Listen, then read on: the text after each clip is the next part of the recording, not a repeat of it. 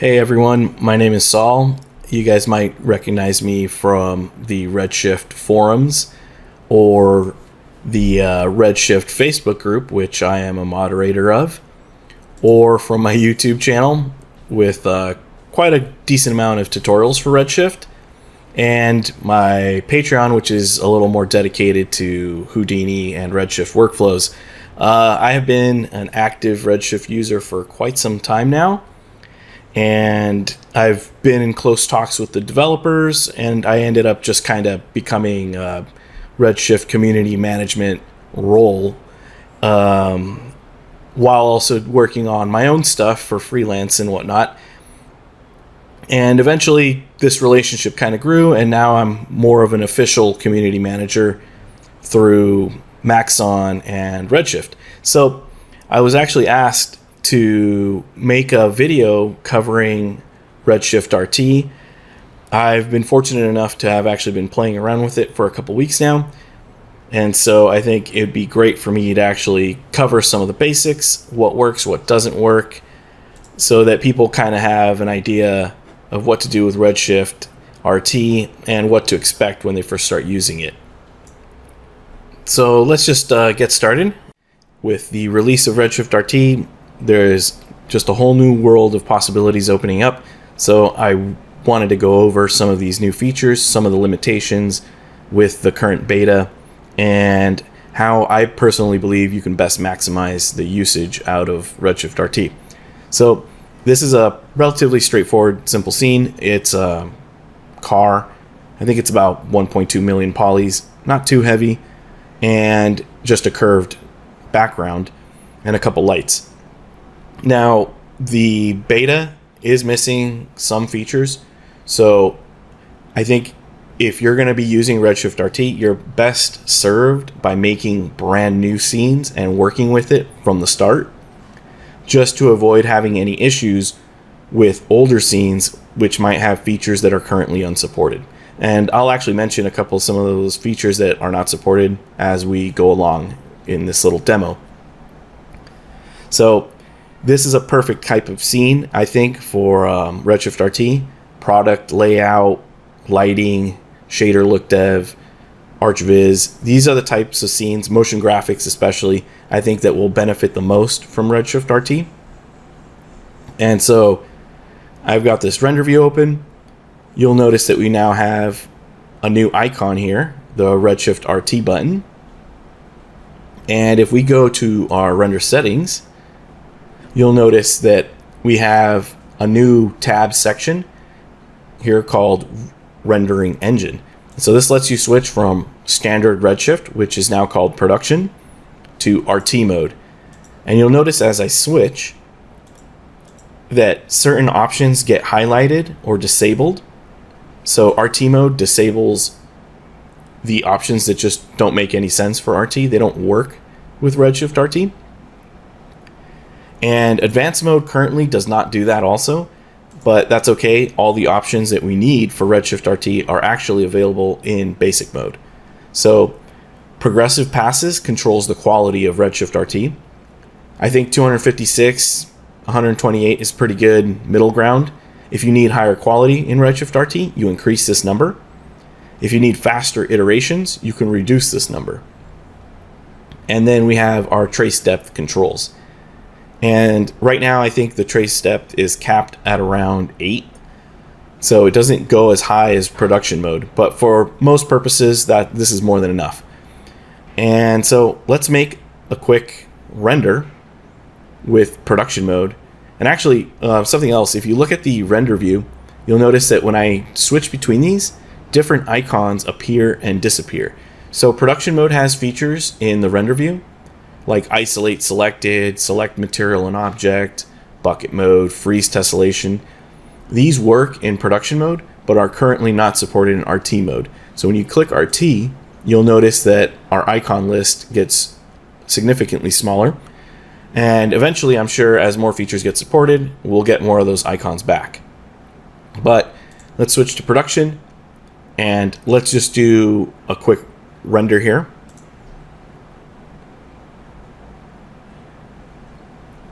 And so you'll see This is what our car looks like currently. There's, you know, some noise. And this is standard production mode. Now, let's save a snapshot.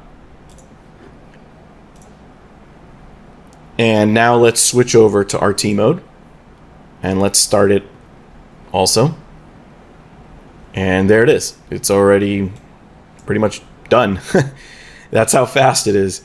And so if we save another snapshot, and let's just pause it, you'll see that they're very similar. Redshift production mode does capture a little bit of the details a bit better, but in terms of lighting, shading, and the general look, they're very, very close, which is awesome.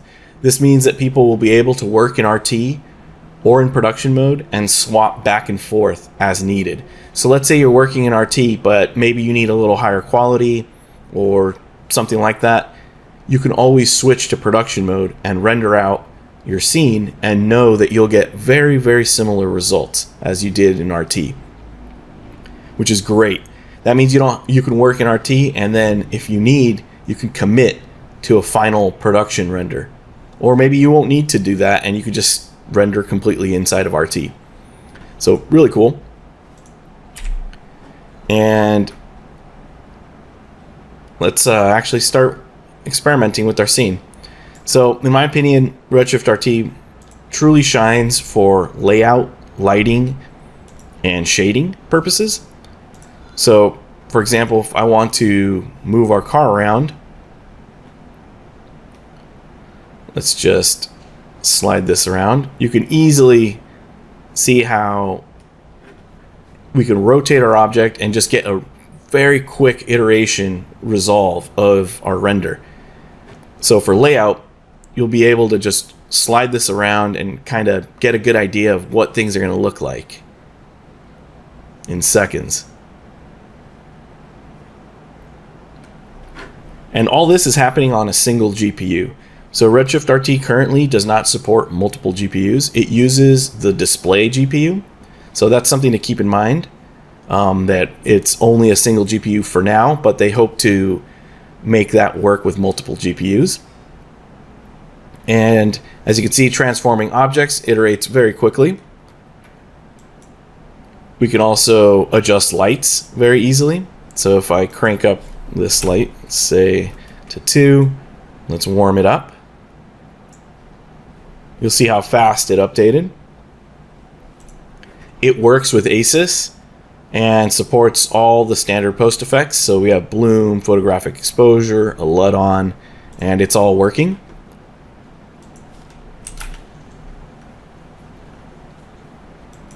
Let's adjust our dome light. Maybe we want to change the position.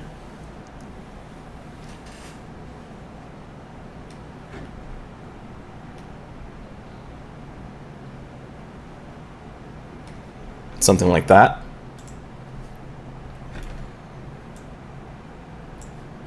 And I actually have an area light.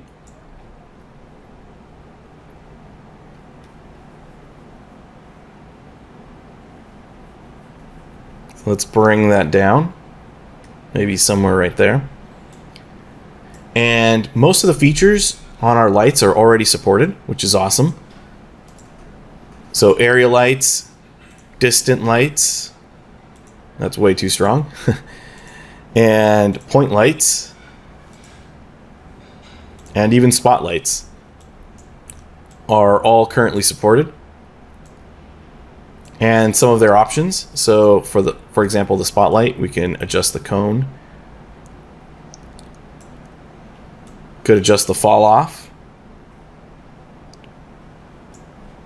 You can see on the ground how it's being adjusted.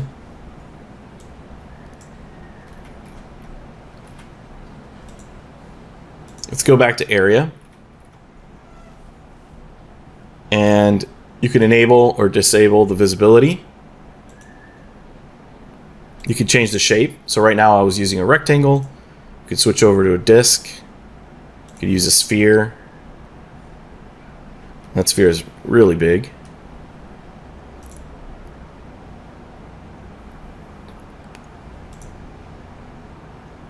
cylinder. But let's get back to rectangle. You can also adjust the spread. So if I reduce the spread on this, you'll see on the ground it changes. We could adjust the temperature, the intensity. Let's reduce the intensity, increase the exposure. We can use color. So maybe we want green or a yellow, purple.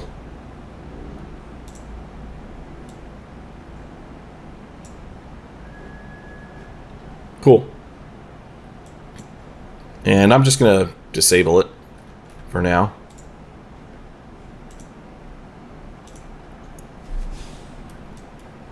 And the camera resolves very quickly also. So let me switch over to camera 2 since that's what I'm rendering with currently. Let's rotate around, zoom in. And yeah, you'll see how interactive this really is. It's awesome.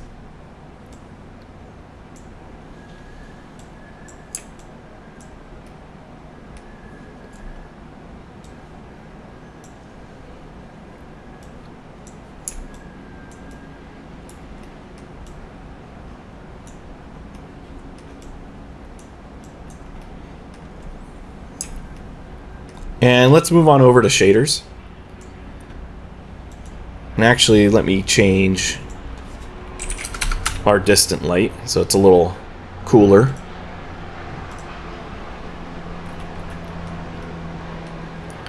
And let's adjust our ground texture. So we already support most of the Redshift material. Pretty much everything in here is supported except for currently there is no subsurface single scattering or multiple scattering supported. Hopefully in the near future that will no longer be the case. But beyond that, we already support reflection, diffuse, sheen, refraction, and coating. And so let's plug in a texture into the diffuse slot. Now sometimes this might happen where it might get stuck, so you might need to reload. And now our texture is working. So keep that in mind. I hope that in the future, we'll have better dirty scene state checking.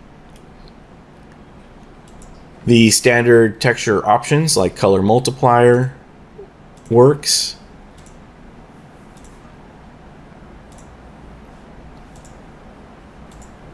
The scaling. The color spaces.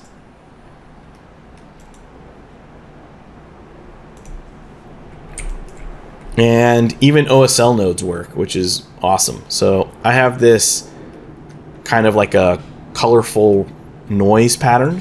So I'm going to plug that in. And you'll see that it just works. So OSL is supported. And a lot of the standard nodes that people use, like the color correction node, are also supported. User data is also supported.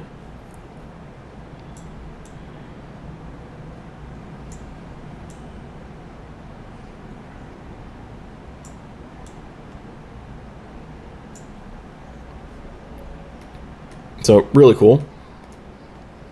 Currently, one of my favorite nodes that is not supported though is the Maxon noise, unfortunately. So I'm hoping once that becomes available, we'll be able to make more interesting procedural shaders. The curvature node is supported. Emission. The standard Redshift noise is also supported. And as you can see, OSL. So there are OSL specific noise nodes that we could use. Let's actually rotate the car a little more. I want to focus on the back. So maybe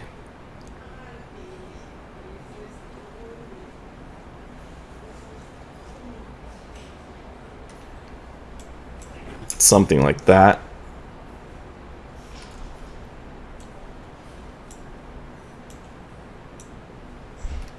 And let's adjust the paint color. The Fresnel node is also supported.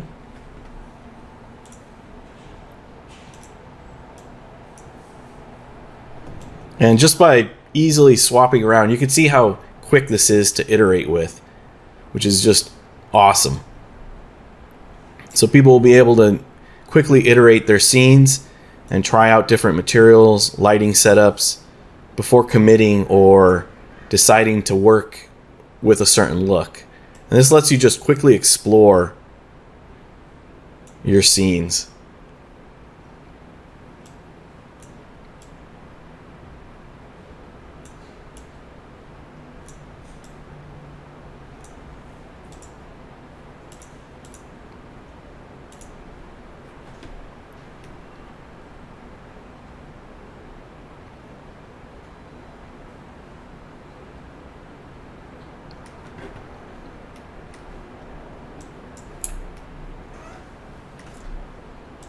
Very cool.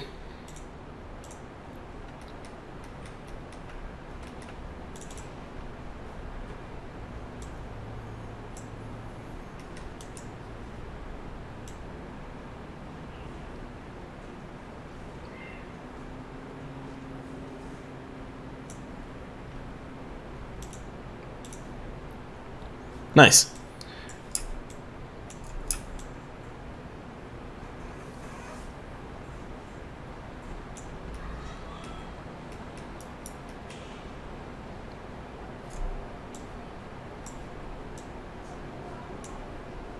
And yeah, let's do a comparison render actually. So we can see the difference now between production mode and Redshift RT.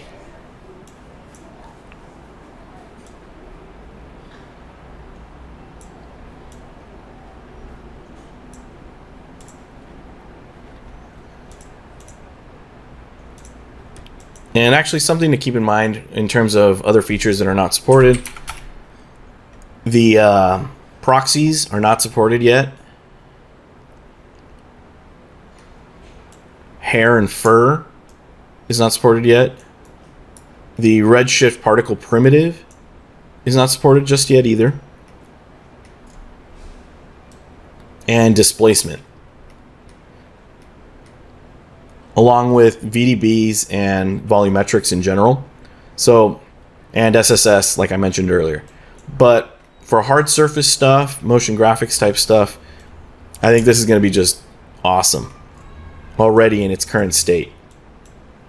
And as more features expand, people will be able to use it for more and more things in different situations.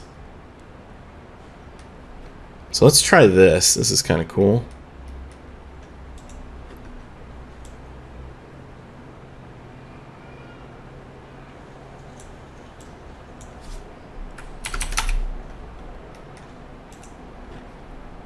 And let's rotate our HDR. Try to get a different specular highlight going.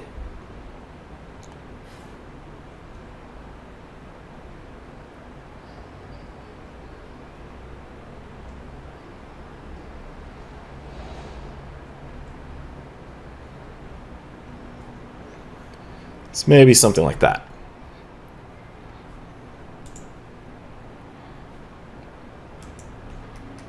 And let's reduce our intensity on the light. Okay, this looks cool.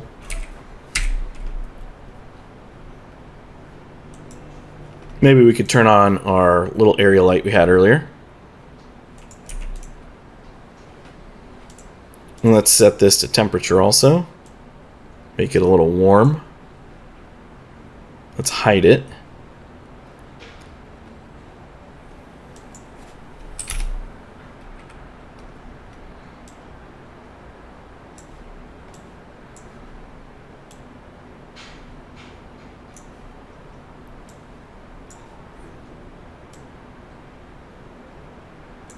So something like that. Neat. Let's let this render. And so since it's a progressive render, all you got to do is just kind of let it do its thing. And we'll save a snapshot.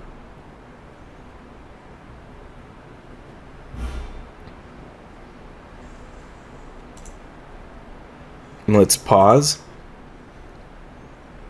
And let's now switch off RT mode and do a production render. And compare the two. And they should look very, very similar, which is just amazing. Something else that isn't supported is currently depth of field and motion blur. But those are being worked on, so hopefully soon we'll also get that. But even for just a beta, having the materials and lights, the general shader nodes that most people work with, and textures working, and this well, is just awesome. Very awesome. And so if I swap between the two, you'll see that there is a difference with some of the minor details. But in general, the look is very, very similar. And so I think that's one of the main benefits to Redshift RT that the Redshift community is really going to enjoy, is the fact that they'll be able to work in RT mode and then, if needed, swap over to production mode. And they might not even have to do that just because the quality is already pretty nice.